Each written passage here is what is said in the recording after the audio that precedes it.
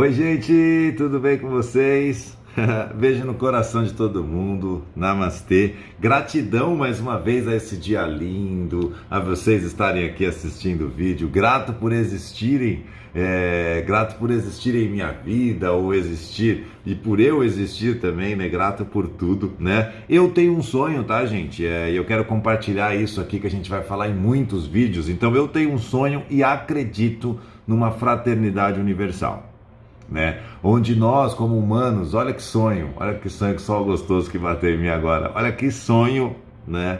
De a gente atingir valores, virtudes, sabedoria, fraternidade, onde a gente seja humano de fato. E se a gente conseguir atingir esse estado de humano, que a gente vai perceber aqui ao longo dos vídeos e numa jornada que eu busco junto com vocês, tá? E não vou dizer que eu já atingi, porque eu tô longe disso, eu só sei que nada sei, como diz aquele grande filósofo, mas que possamos atingir aí o amor de fato, né? Que essa palavra está bem esvaziada, como diz a professora Lucelena Galvão, que a gente consiga entender ali a simbologia, o valor e quando essas palavras foram escritas, o real sentido delas em nossa vida. Então, para que deixar, eu sempre vou dizer isso, eu tenho um sonho e acredito numa fraternidade humana, num mundo, num planeta onde a gente, tudo é dado por acréscimo, porque somos seres humanos de valores e virtudes e sabedoria, carinho, amor, afeto e por aí vai, né? E para falar nesse vídeo, né, eu queria falar um pouquinho sobre o fluxo da vida, sobre atingir prazeres humanos, sobre conseguir de fato entender essa jornada do herói, de fato conseguir, eu falo bastante né, reparei, conseguir, vou corrigir isso com o tempo, tá? Feito é melhor do que perfeito, vamos dizer assim, e a gente consiga juntos, atingir um grau de sabedoria onde tudo mais é preservado por acréscimo, onde tudo é protegido, onde todo mundo se cuida, onde o ambiente não é um ambiente poluído, onde a sociedade olhe nos olhos um dos outros, né? Onde as pessoas consigam olhar a cada um para o outro e ver amor, e ver tranquilidade, e sair de casa sem medo, e conseguir alcançar seus sonhos, conseguir estar em qualquer lugar do mundo, sem restrições, sem barreiras, sem ser impedido, sem ser ameaçado, para que a humanidade olhe como ser humano, como um par, como um igual, e a gente consiga juntos atingir esse sonho, porque quando eu penso nisso, eu vi que grandes mestres como Buda, Krishna, Ganesha, e a gente está falando de Mandela, Dalai Lama, e uma série de grandes mestres conseguiram atingir esse estado que eu chamo hoje de uma paz, de algo próximo do que seria ser a iluminação, e a gente nem sabe se tem outras camadas ali onde você vai evoluindo. Então te convido a participar dessa jornada, que eu chamo de jornada do herói, jornada da consciência. Eu ainda não tenho nome para o canal ou para os vídeos, mas ao longo do tempo, se você tiver alguma sugestão, vai ser um prazer aí ouvir você. E se você é especialista, quiser participar de um vídeo, quiser fazer uma live no futuro, vamos fazer, que vai ser um prazer, tá? E aí eu queria começar com alguns princípios, antes de chegar ali na historinha de criança que eu vou contar para vocês, que a nossa jornada hoje é do João, o pé de feijão, e aí a gente já chega lá. Gente, o pensamento, ele tem muito poder, né? E a gente acha que muitas vezes que não, a gente acha que é só um pensamentozinho, só pensei, não, eu só pensei, mas o pensamento, ele tem uma força muito, mas muito grande. E de maneira muito resumida, nos outros vídeos a gente pode se aprofundar um pouco mais, né, com conteúdo um pouco mais denso, mas desse aqui só para que a gente reflita um pouco sobre isso. Por exemplo, essa caneta aqui para existir, não sei se vocês já pensaram nisso, olha o pensamento aí, ó. Alguém, para fazer essa caneta, ele foi lá e teve que ter uma ideia. Primeiro ele teve a ideia de fazer uma caneta, então ele buscou lá no campo das ideias e pegou a ideia da caneta. Quando ele trouxe essa ideia para a caneta, para ele poder plasmar, ou manifestar, ou criar, ou projetar, ou fazer com que exista, aí vamos falar sempre de maneira universalista, no que você acredita, no que você pensa, cientificamente, ele juntou ali, fez as coisas, fez com que existisse uma caneta. Ele primeiro precisou pensar. Então eu posso dizer que a caneta, depois que ele juntou todos esses materiais, é o pensamento dessa pessoa materializado. Meu óculos é o pensamento de que alguém fez materializado, juntou materiais e tal.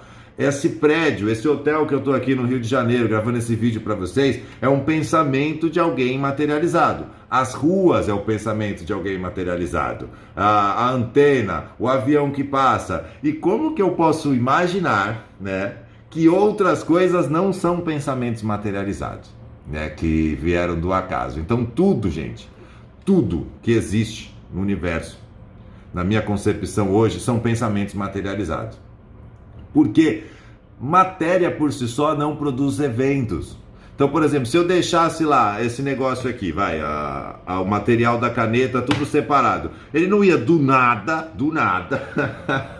que do nada é uma expressão que a gente vai falar num outro vídeo mais pra frente, viraria uma caneta. Não, alguém precisou pensar, precisou fazer projetos, precisou conversar com pessoas, desenvolver máquina, e queima, e faz, e não sei o que, e aí a caneta passou a existir. E aí, gente, quando a gente começa a ampliar o cosmos, a gente vai pensar que, por exemplo, para existir o oceano, existir as árvores, existir as plantas, existir o céu, existir os outros planetas, precisa existir um pensamento ali. Então, uma consciência fez com que existisse o Sol, e aí os planetas girassem em volta do Sol, aí veio outra consciência que fez com que existissem as galáxias, e foi indo consciência, infinitas consciências para que as coisas existam. Então, vamos guardar esse primeiro ponto. É um pensamento materializado. Então, a gente vê a força do pensamento. Segundo, para que a gente consiga visualizar isso de uma maneira melhor, eu vou falar um pouco sobre o fluxo da vida. E aí eu vou colocar como exemplo aqui, até um professor que agora me fugiu o nome da Nova Acrópole fala, eu vou dar o exemplo da água. Por exemplo, a água, gente, para que ela atinja a vida, para que ela tenha vitalidade, para que ela alimente vários seres, para que ela seja uma fonte de alimento, ela precisa de movimento, né? Então, por exemplo, ela vai ali passar numa cachoeira, no rio e por aí vai, e ela vai descendo. Só que ela tem algumas habilidades ali. Então, por exemplo, se ela para num pântano, ali naquele canto, a água fica parada, automaticamente ela começa a morrer. E aí ele vai virar aquele pântano, a água vai perdendo vitalidade, vai perdendo seus nutrientes e tal, não serve mais para alimentar os seres, e aí a natureza dá um jeito de movimentá-la de novo. E aí ela vai para a cachoeira e tal, até que chegue no oceano, e aí fica aquele fluxo constante.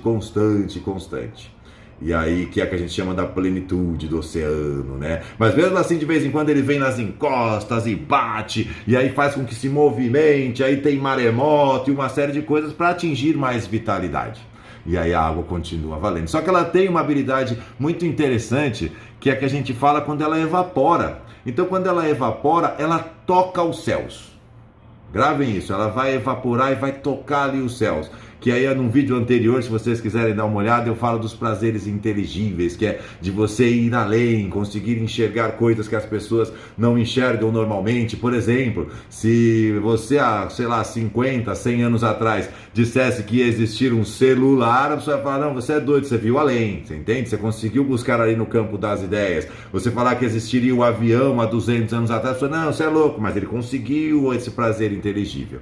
E aí seria o que eu chamo de tocar os céus. E agora a gente vai entrar ali naquela historinha que eu falei para vocês, que é do João e o pé de feijão, usando esses elementos que a gente conversou agora, que a gente bateu um papo agora, que a gente refletiu um pouquinho agora. Por exemplo, João. A mãe do João chega para o João e eles estão vendo a vaquinha, que é a fonte de alimento deles, que é o leite da vaquinha, e ela percebe que em breve, com o tempo, a vaquinha pode vir a falecer, pode vir a morrer, e eles ficariam sem sustento. E o que ela fala para o João? Ela fala assim, João, vai lá na feira, vai no lugar lá e vende a vaquinha, para que a gente tenha um pouquinho de dinheiro para sobreviver um pouco mais. João é criança, está começando a sua jornada, está iniciando ali, ele acredita no sonho, acredita nos valores, nas virtudes. Ele vai lá e troca a vaquinha por 5 feijões mágicos. Quando ele chega em casa, a mãe já materialista, presa nesse mundo aqui, ela fala, como, meu Deus, filho, estamos perdidos, e joga os feijões no quintal. Magicamente, né, a gente vai no outro dia, quando o João acorda, existe uma árvore gigante que une céu e terra. Lembra do evaporar, tocar os céus e a terra e tal? toca lá em cima. João sobe a árvore pela primeira vez. E aí na sua jornada é a primeira vez que ele pensou diferente, ele aceitou feijões, olha que doideira, ele pensou diferente, surgiu uma árvore, ele subiu e tocou os céus pela primeira vez. E aí ele vê a galinha dos ovos de ouro, lembra que bota ovos dourados? E aí ele pega esse ovo, traz para casa e resolve ali fazer um paralelo com a gente. Ele fica rico por um tempo, ganhou na Mega Sena, teve uma grande oportunidade de trabalho e tal. E aí ele conseguiu resolver a materialidade. A mãe dele fica feliz, eles têm comida, eles têm tudo. Só que aí a vida tem a habilidade latente de que, lembra? De colocar em movimento, de se movimentar, sair do pântano, movimentar essa água. E ela fala, não, eu preciso de mais, porque isso aqui não vai dar pra gente sobreviver para sempre, né, João? Então ele sobe e toca os céus pela segunda vez. E aí ele vai na fonte, ele traz a galinha dos ovos de ouro. Olha que doideira, né? E quando ele chega com a galinha dos ovos de ouro, ele resolve mesmo, ele se torna bilionário, tem tudo, ele tem tudo que ele quer, mas ele sente um vazio interno que muitas vezes a gente não percebe, né? Mas a gente sabe que está faltando ali, ele sente um vazio porque ele não atingiu a harmonia entre céu e terra. E aí, nesse movimento parado de que eu tenho tudo, a vida vai trazer uma adversidade, aí ele precisa novamente subir e tocar aos céus, que é para buscar harmonia. Que a harmonia, não sei se vocês lembram, é legal falar disso que as pessoas esquecem, que era aquela harpa que cantava sozinha, lembra? E aquela harpa que cantava e fazia, tinha aquele som maravilhoso, belo. E aí ele chega lá em cima e consegue pegar a harpa. Quando ele pega, ele está correndo com a harpa, quem vem atrás dele, gente? Quem tenta impedir? O gigante. E quem o gigante representa nesse momento agora? Quem que ele representa? O nosso ego que não deixa a gente evoluir, que não deixa a gente crescer, que faz com que a gente tenha ódio, que tenha desamor, que seja não fraterno, uma série de coisas, impede a gente de enxergar os valores e as virtudes humanas. E ele tenta ir atrás do João, e o João foge, não desiste, não, dessa vez eu vou conseguir, ele vem descendo lá e o gigante vem vindo atrás dele, não, que você vai continuar sendo maldoso, vai continuar sendo assim, e ele vai descendo, quando ele chega num certo ponto, ele decide cortar a árvore, que aí é o único jeito de ele conseguir se livrar do ego, se livrar do gigante.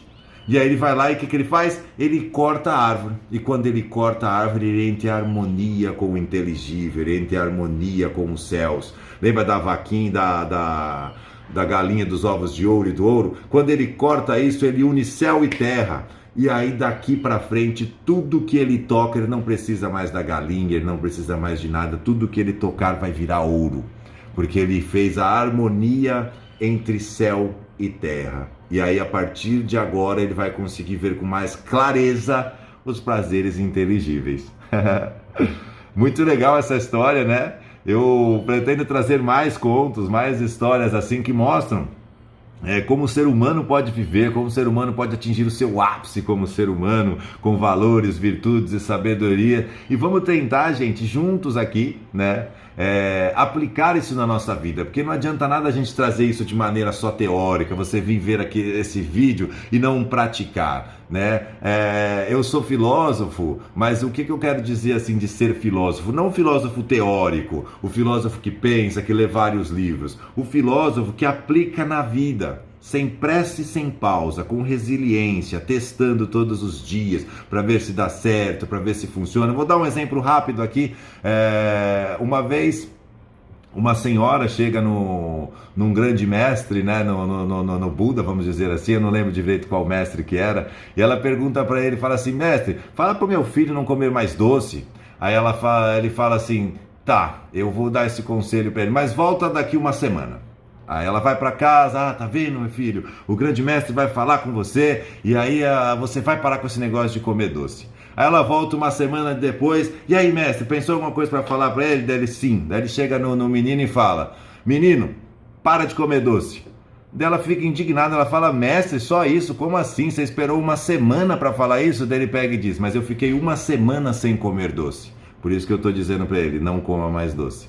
Então pratique. Faça ali, sem pressa, sem pausa, um pouquinho menos egoísta hoje, um pouquinho menos maldoso, um pouquinho mais amoroso, um pouquinho mais fraterno, um pouquinho mais caridoso, um pouquinho menos chato, um pouquinho mais legal, um pouquinho mais bondoso, um pouquinho mais fraterno, com um pouquinho mais de virtudes. Eu quero te convidar para vir nessa jornada junto comigo, tá bom? Então, beijo no coração de todos vocês. Namastê, gratidão por ter assistido o vídeo até agora. E se não me segue, segue aí, vai.